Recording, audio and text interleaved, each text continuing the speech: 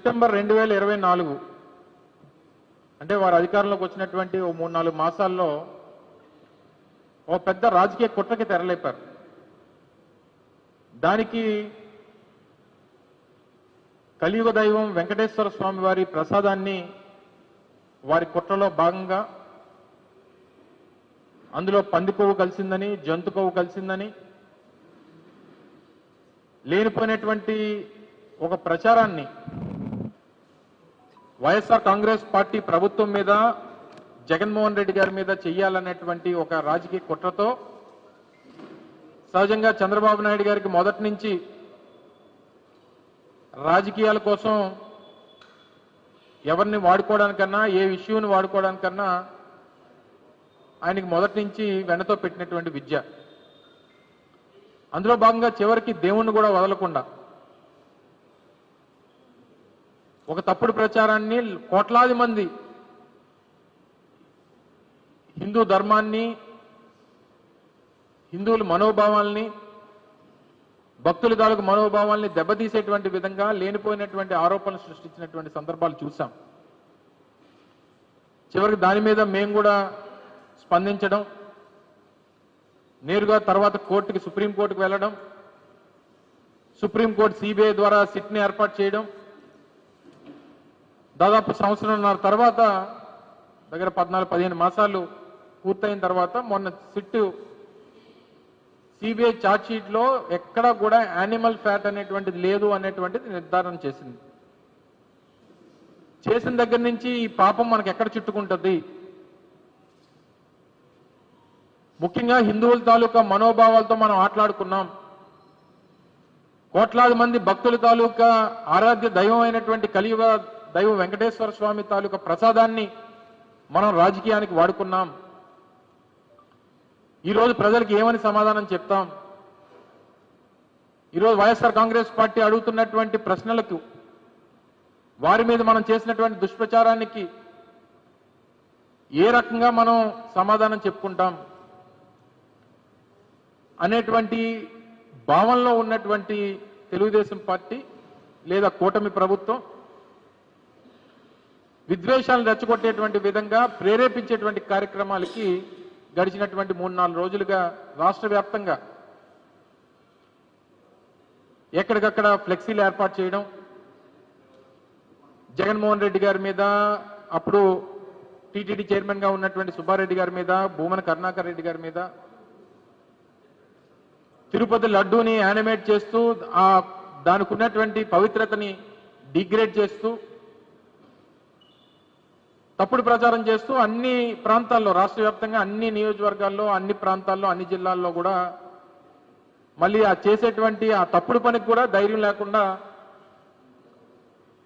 ఏదో ఎవరో అనామకులు పెట్టినట్టుగా ఫ్లెక్సీలు ఏర్పాటు చేసి రెచ్చగొట్టేటువంటి కార్యక్రమం చేశారు. నిన్ననే చూసాం, నిన్న కాక మొన్న అంబటి రాంబాబు గారి తాలూకా ఇష్యూలో దీని మీద రాష్ట్ర వ్యాప్తంగా వైఎస్ఆర్ కాంగ్రెస్ పార్టీ కాల్ చేసింది. చేసి రాష్ట్రంలో ఉన్నటువంటి అన్ని ప్రాంతాల్లో కూడా ఈ ప్రభుత్వానికి బుద్ధి రావాలి, ఈ ప్రభుత్వ పెద్దలు చేసినటువంటి పాపానికి, వారు చేసినటువంటి తప్పుడు ప్రచారానికి, వారు చేసినటువంటి ఒక పెద్ద కుట్రకి ఈ ప్రభుత్వంలో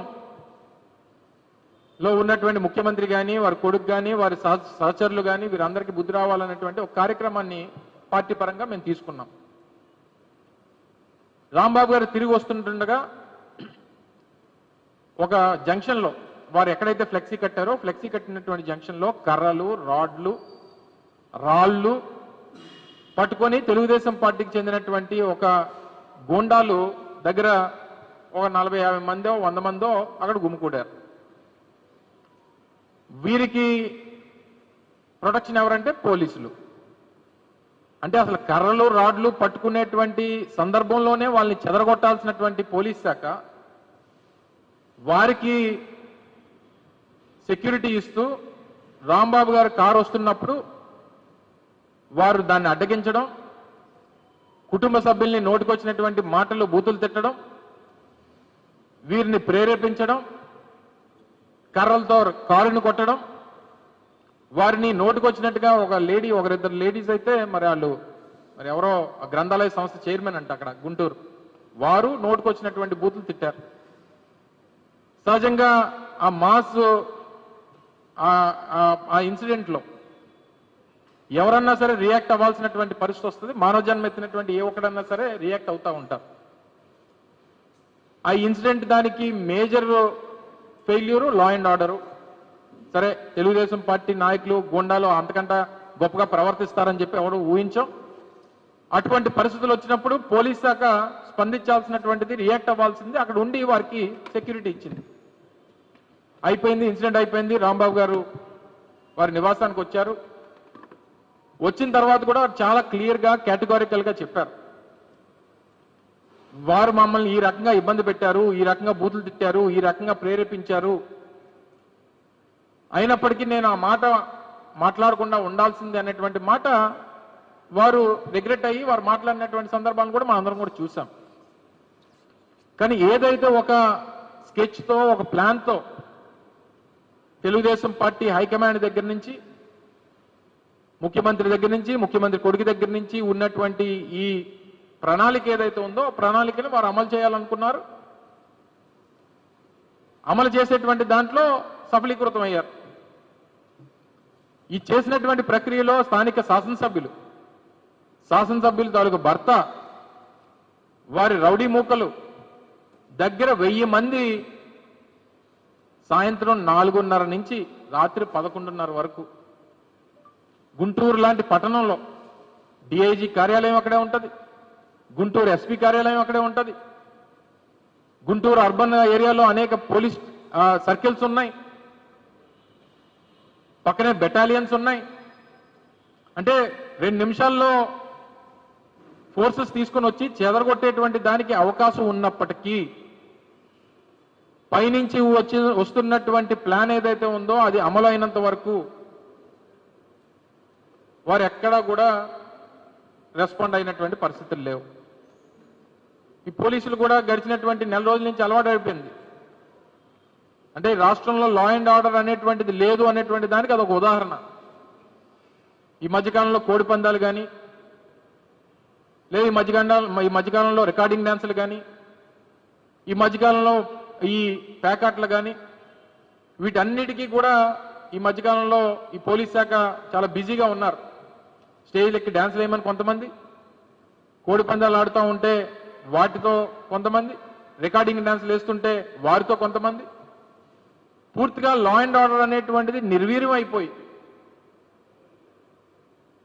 పోలీసు శాఖ అంతా కూడా తెలుగుదేశం పార్టీ ఒక అఫిలియేటెడ్ వింగ్ లాగా ఈరోజు తయారైపోయినటువంటి పరిస్థితులు ఉన్నాయి.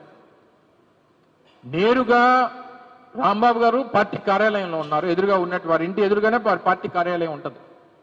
వారి పార్టీ కార్యాలయంలో వారు ఉంటే ఎదురుగా ఉన్నటువంటి వారి ఇంట్లో వారి భార్య, కూతుర్లు, మనవళ్ళు అందరూ ఇంట్లో ఉంటే ఇంట్లోకి వెళ్లాల్సినటువంటి పని ఏంటి?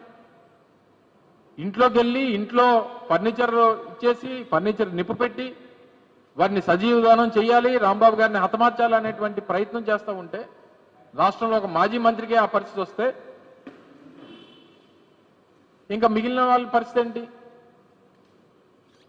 సరే, దాని మీద కేసు పెట్టారు. మరుసటి రోజు జోగి రమేష్ గారి ఇంటి మీద దాడి చేశారు, వారి మీద ఏకంగా పెట్రోల్ బాంబులు వేశారు, వారింటికి నిప్పు పెట్టారు.